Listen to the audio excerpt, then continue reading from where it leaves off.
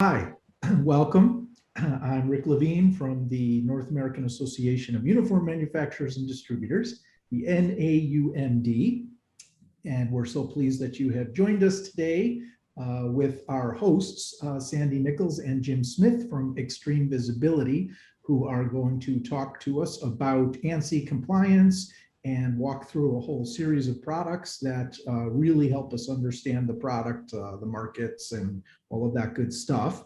I'm just going to take 1 minute here, everyone, to let everyone know who the NAUMD is. We're a relatively old organization, been around since like 1930. We have 3 principal areas that we assist our members. We put out news weekly. We have a monthly members only newsletter. We have our annual awards for Image of the Year and Public Safety awards. We put out industry data and business intelligence for our members. And network access is perhaps the biggest benefit our members see. Opportunities to do business with other members and find sources and prospects, customers. We also have our annual show, of course. This year it's going to be in lovely San Diego, Paradise Point Resort, October 24th to the 26th. So that's live in person again. And we certainly hope that you can join us for that.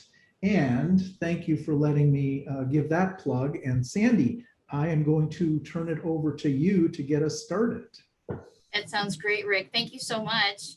Hey, I'm Sandy with Extreme Visibility, and I have with me today Jim Smith, who's our sales manager. Good afternoon. We just want to thank everybody for your time to spend with us today to learn a little bit about ANSI and the guidelines around that. Now, this is going to seem like a lot of information, but to that point, we have also provided a handout called the ABCs of Ansi that will go through in greater detail everything. We're going to kind of go over the high points today.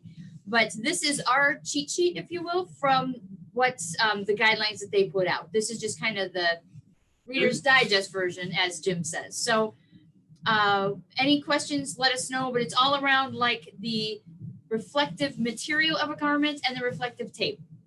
And so anything that you need to go back and review will be in that document, and Rick will send that to you at the end of our presentation. So with that, I'm going to give it to Jim to take it away. Give you a little bit of history about Extreme Visibility. The company was formed in 2003, manufacturing high-vis apparel up in northern Minnesota. And in 2013, Steve Sitkoff, our current owner, purchased the company and brought the offices to Minneapolis.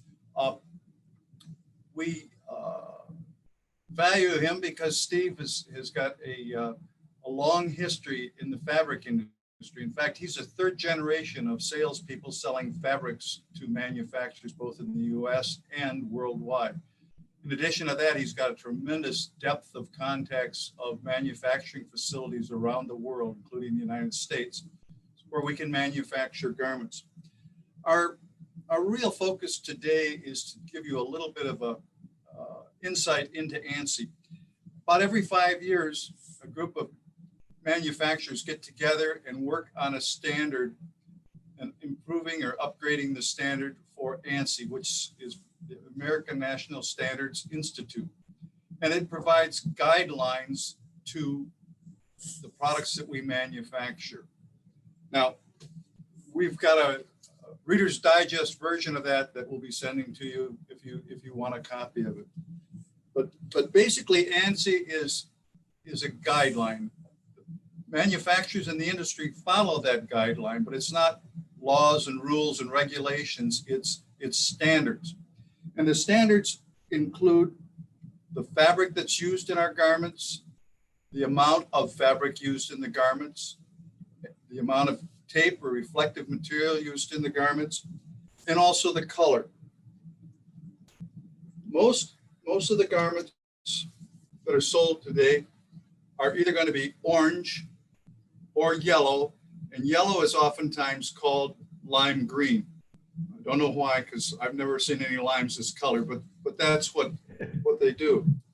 From the standpoint of fabric, polyester is used. We can't use cotton because cotton fades from the sun and fades from washing, where polyester will remain its high luster and luminance for a long period of time. The important point to note is that as an industry, we make sure we have the right amount of background material so the gown or vest can be seen during the day. And at night, we have to make sure that our garments have the right amount of reflective tape. In fact, as we design new garments, we send the smallest size of that garment to an independent testing lab that measures the background material and also the reflective tape to make sure that we comply with the ANSI standards. Now, again, besides the colors and polyester, we have to make sure that our garments have the right amount of, well, I already went over those points. The one thing is we can't use cotton, and I think that's a very important point to remember.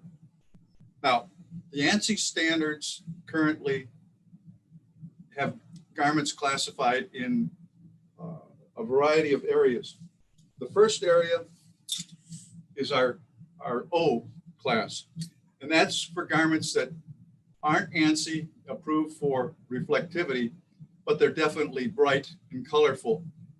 We even have an outfit that or vest that we offer that does have reflective tape on it, but this does not meet the standards in compliance with ANSI. Now, with this type of garment that's not ANSI approved, you might be asking yourself, now who would wear this? These items would be worn by someone that's parking cars at a valet stand. It could be used at a theme park or a festival or something like that. They're great awareness of just this is somebody who knows the answers to questions, or that is, could help you find an answer or which way to go or where your car is. So there's many different ways that this can be used, but that's just a few of that with the O class. So now we move into the next class, which is the R class, and that stands for roadways. And there's some rules on roadway products. This is a class 2 garment designed for highway speeds of 50 miles an hour and less. So city streets, in areas where you don't have high-speed traffic. If you get into high-speed traffic, it's required that you use a class 3 vest. Class 3 has more background material in the form that it has sleeves, and also it has reflective on the sleeves. And the class 3 vest is designed for highway speeds of 50 miles an hour and less. Now, if you're working in a warehouse or you're working on just normal projects where you want to be wearing a safety vest, a class 2 will suffice. But if you're dealing in highway speeds, you're going to want to have the class 3. It can be seen in the daytime at much longer distances and definitely at night in much longer distances. Then in addition to the R class of vests, we also have the public safety vest, the P vest. And you'll notice on me, see if I get up to the shoulder, this is a shorter vest. It doesn't come down as low. It's designed for police so they can get to their weapon, or for EMT workers where they can wind up getting to their emergency kit. So this is a class P, and there's definite standards there again on the amount of tape and the square inches of background fabric material. Now, vests from our standpoint and from competitor standpoint, it's the features that are offered and probably the layout of tape. Our guideline from ANSI gives us examples of how we can lay out tape so that we wind up getting our own ability to add some difference to them. One of the things is there's standards in almost every country in the world. The ones that we concern ourselves about the most is the United States and in Canada. And in Canada, an X is required on the back. The front still has the U shape that we use in the US here, but on the back, it has the X. And the rationale for that is the fact that when I'm wearing and walking towards you, you see the U. But if I'm walking away from you and I can't see you, but you can see me, the X tells you that that person can't see you, that they're walking away from you. The negative about this type of vest is decoration, and that's really important. You have to decorate down in the lower back rather than using the whole back, about a 9-inch area for doing decoration. Then again, as far as styles go, our pockets, we put pockets on the vest. For our standard vest, we have one internal pocket. Then we also manufacture a vest, which is considered the DOT style vest. We have that available in Class 2 and a Class 3. And this garment has a lot more pockets. It has snap pockets here and a chest pocket. And then I'm wearing the vest that has the most amount of pockets. It's got a pocket here for a paper pad, pen pockets, a pocket for your cell phone that is secured so it's not going to fall on the ground. And then the other feature that's quite nice is most surveyors and contractors nowadays are using tablets, an iPad. This is a paper tablet, of course, but an iPad. And the thing is, you cannot set that on the ground or on a rock or in your truck because you're probably going to break it and lose it. So this vest has a pocket on the side where the tablet can go in. It can be zipped up and carried in the back, so you wind up not having to worry about it breaking while you're on the job. So that kind of runs us through our vests. We do offer zippers on virtually all of our vests because to be compliant, you have to have your vest closed.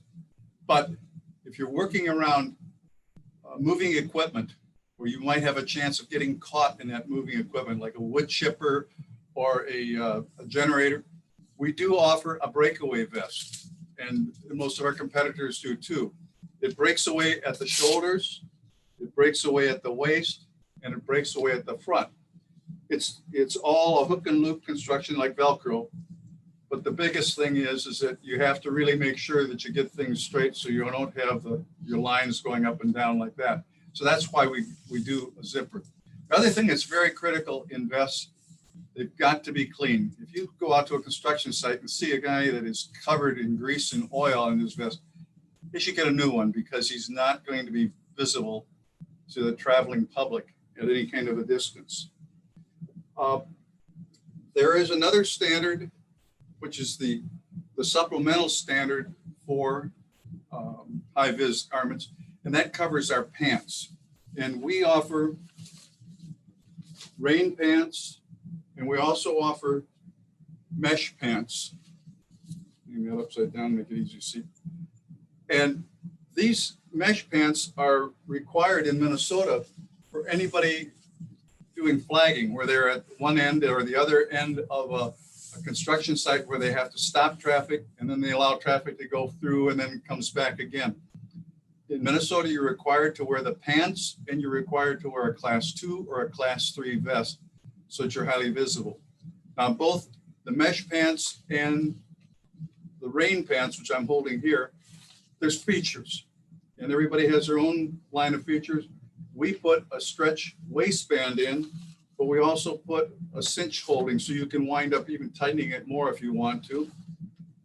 The pockets on the pants are actually pass-through pockets where you can keep all the materials that you want in your jeans or pants and not have to worry about putting it into the rain pant or the mesh pant. And then we feature snaps or zippers so that a person can open up the bottom and put the pants on without having to take their boots or shoes off, which is a very important factor. Now, just to go on with some additional things of garments, we want to show you a little bit about our t-shirt and t-shirt line. Now this is a Class 3 t-shirt. You can see that it has tape on the sleeves and has extra tape on the center so that it has enough tape to qualify for being Class 3. And then here is a Class 2. And one of the things I want to point out about our t-shirts is, And it's probably a pretty important factor in the fact that we wind up using a heat set tape that is applied to a bird's eye mesh polyester fabric t-shirt material. Now that bird's eye mesh wicks away body moisture, and a lot of our competitors use the same thing. We also, by putting a heat set tape on, we use a stretchable tape. So you wind up having the garment move with you rather than confine you. Plus, if you're using a zipper, or excuse me, a sewn on tape, you wind up sometimes having the thread scratch you, and we don't want to have that happen. In the market, there's a large variety of products and a large variety of features and a large variety of price ranges. When we got into manufacturing jackets, we decided to go into the premium market, a much higher quality garment. We use like a YKK zipper, which is one of the best zippers that you can use. And we wind up putting other features on the garments that make it very nice. We actually took and looked at the designs of quality garments like North Face, Patagonia, and REI to develop our soft shell jacket. And we have it both in orange and in yellow. And the one thing about the soft shell jacket, it's a tri-laminate fabric. It winds up polyester spandex exterior. Inside is a lining of fleece, and between that, those two layers, is a layer of film like Gore-Tex. So it's virtually waterproof because it keeps water moisture out, but body moisture, sweat, actually evaporates through the garment. Now, our jackets are all class 3. They wind up having tape on the sleeves and the right amount of background material. Even with the black front, we have enough background material to make it compliant in our smallest sizes. Now we take this jacket, and our jackets are basically 3-season, but we also make a line of winter jackets. And what we did with this jacket is we took and put a 3M Thinsulate lining in to make it a much warmer garment. To be compliant, it has to be zipped up at all times. So we added a feature, which is hard to see here on the camera, but it's a vent underneath the arm. So you zip the vent and you can get off body heat quickly. We make this garment in a no hood version, which we think is more for the managers and the supervisors. And then we also make it in a hoodie version. So, and we have a variety of jackets, and if you want, we can send you a catalog too, or you can go online and see our catalog. The other thing I want to talk about is Rainwear. And Rainwear is very important. And we offer really two products. Our basic Rainwear jacket, and this is a breathable jacket. It's seam sealed, so it winds up, there's no moisture going to get in. It has a hidden hood, and this is our standard model. We also have gone now and introduced a really high quality model that, well, Sandy can tell you a little bit more about it. So this jacket is like, the first time I felt this jacket, I was amazed because you know Steve's background, the owner of our company, he's a fabric guy, right? So he will only use the best fabrics. This fabric feels so soft, it's like butter. You just want to wear it, which is really important because we want to keep everybody safe. We want to keep the workers safe and keep the garments on them.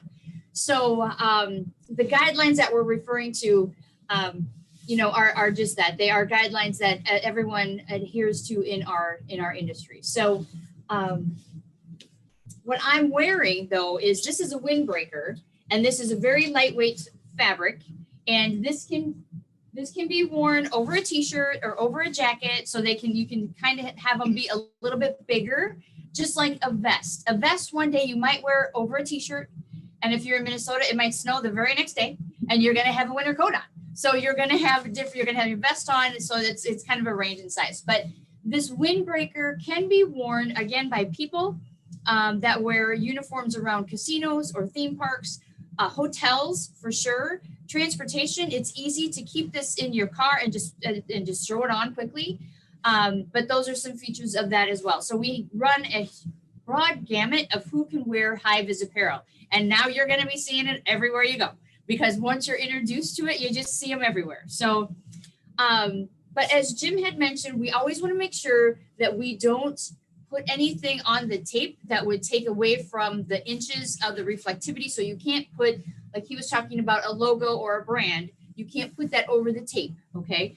So, but we can logo vests, which brings people's company identity and image right front and center. So this is a version of a one color logo that just really stands out. And this then is a two color logo. And see how that just pops? And that just helps brand your customer. And whenever you add a brand to a garment, the customers continue to come back to you and order more. It's really easy for us to help you with this. And, you know, we all love orders, but I love reorders even more. So let's get those people coming back to you and show them solutions that get their image out there too. So with that being said, we also have, this is a high-vis ink that we've used on this.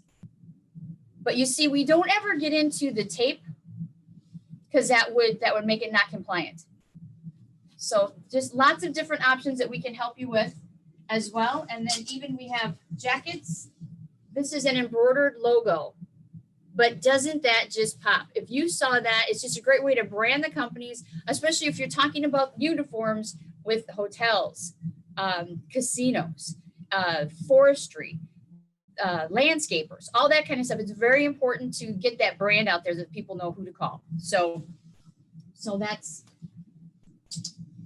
part of that logo and what we call decorated, imprinted. So we also do custom garments, and they don't have to be high vis. Okay, we had a customer come to us. This is a vest, a purple vest. This was for a big box nursery. These are people that are going to come in to stock the shelves, and they have to wear this vest. So they wanted to have a name badge, and it's got pockets here for their cards or pads and pencils. So on the back, it's decorated with all of the logos of the people that might be wearing this jacket or this vest.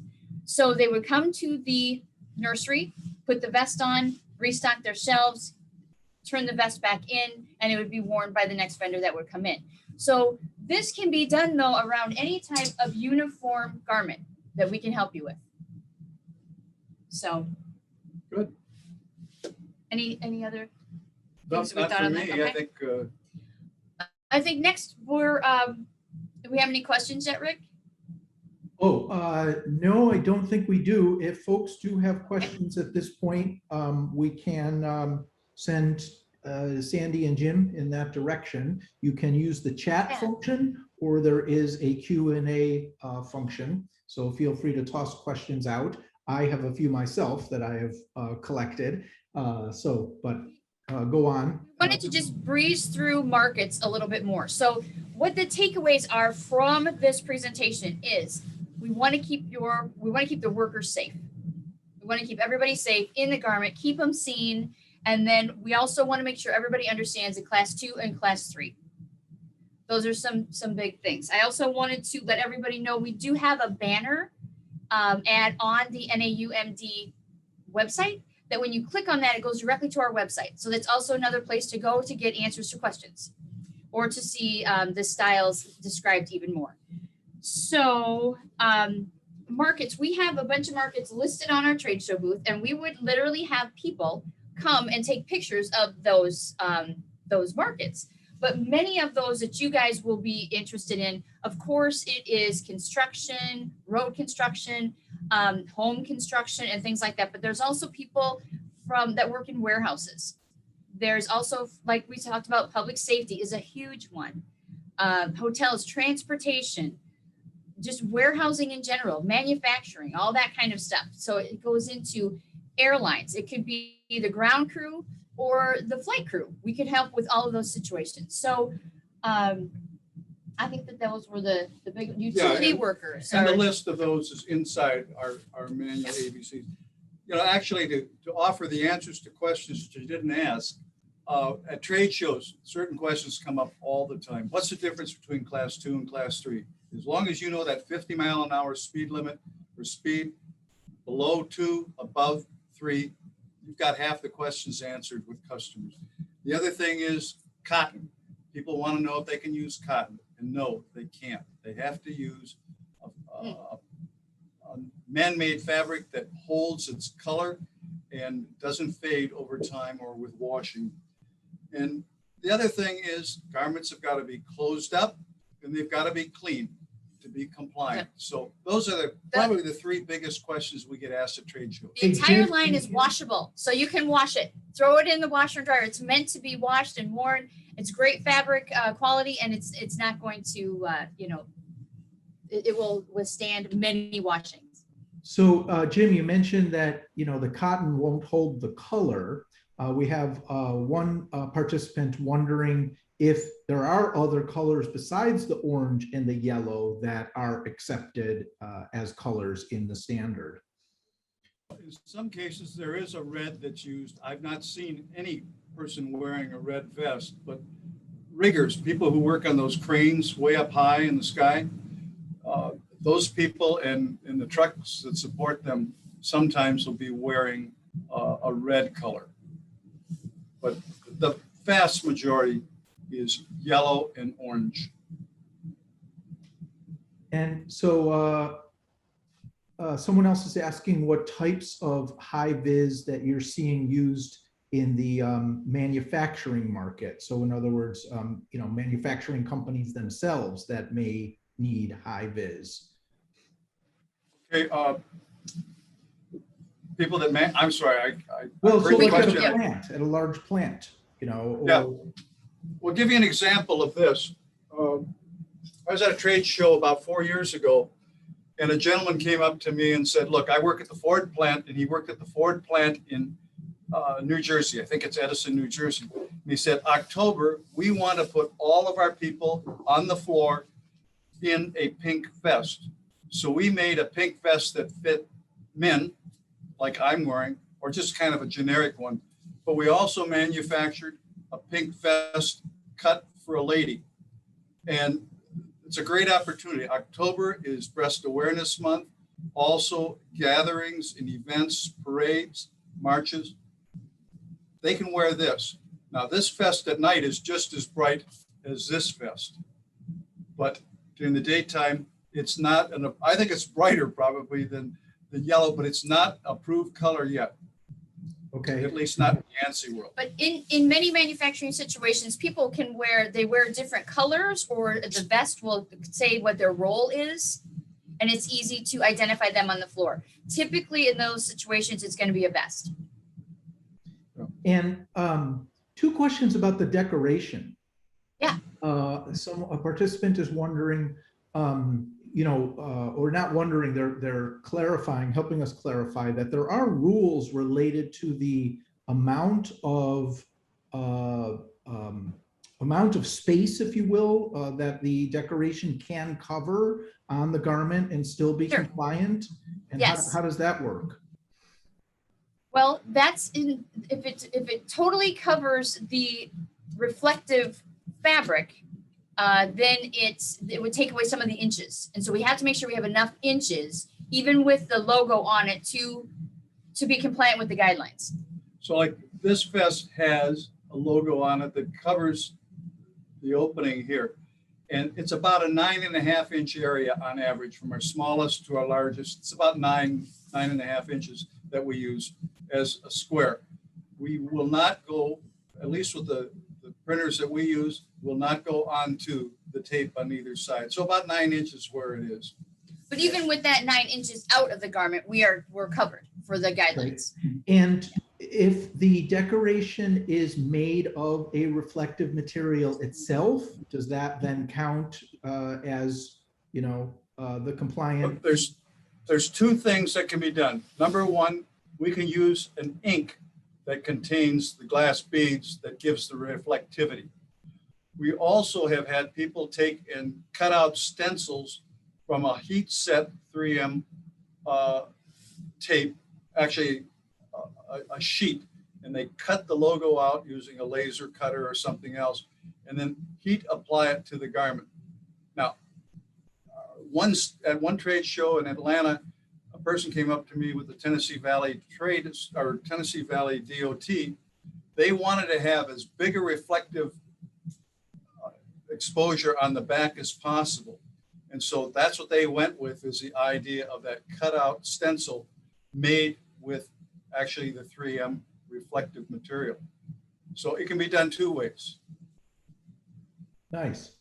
I am going to share my screen for a second because one of the features of the handout that you have prepared that we're going to send everyone a link to that I really appreciate is we often throw around, you know, generalizations such as, oh, it's great for the construction business, or it's great for, you know, public safety. But what I appreciated was that not only can you think in terms of the construction business, but you've given us all some great examples of companies and businesses in my geographic area that I could start soliciting and selling high vis for. For instance, there's a lot of companies that that are commercial plumbers that employ a lot of people, right? And they're, you know, Right. their trucks and their equipment, they're often, you know, out on the street because they got to connect to pipes that, you know, go from, you know, central, I know nothing about plumbing. They got to go from the street to the house, right? Or to the building.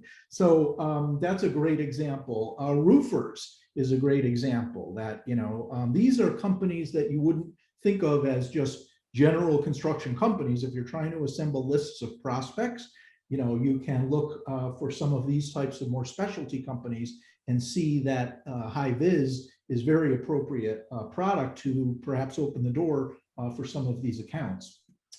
Within the sports area, very interesting idea that you're giving us. Of course, within the utility world, that's a, you know, very big business.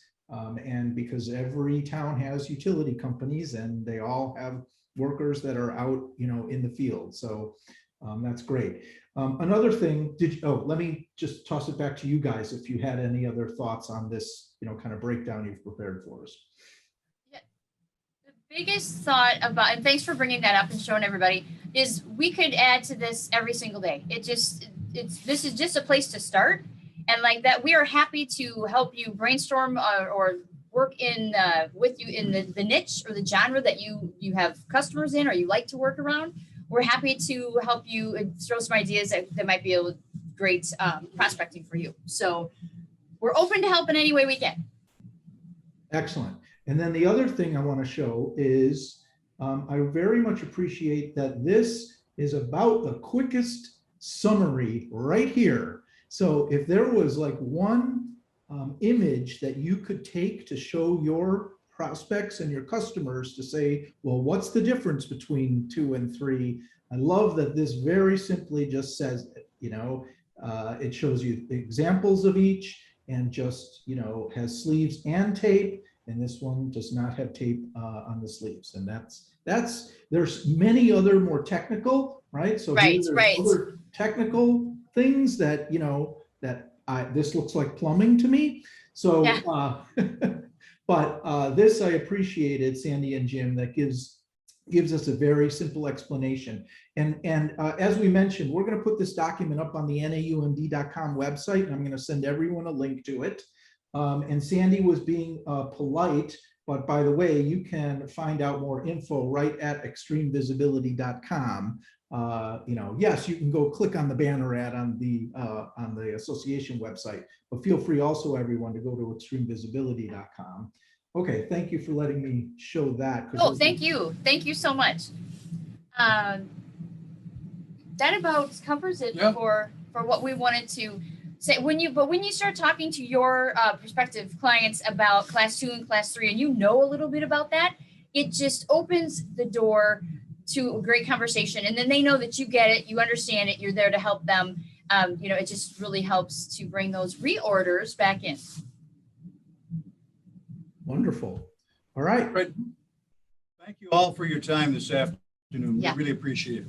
Thank you for coming on and Thanks, educating Frank. us a little more about ANSI and compliance and what the market potential, you know, is for all of these different jobs that can benefit from wearing it. So thank you. Beautiful. Thank you. Take Thanks, care. everyone. Have a great Bye-bye. afternoon, great weekend.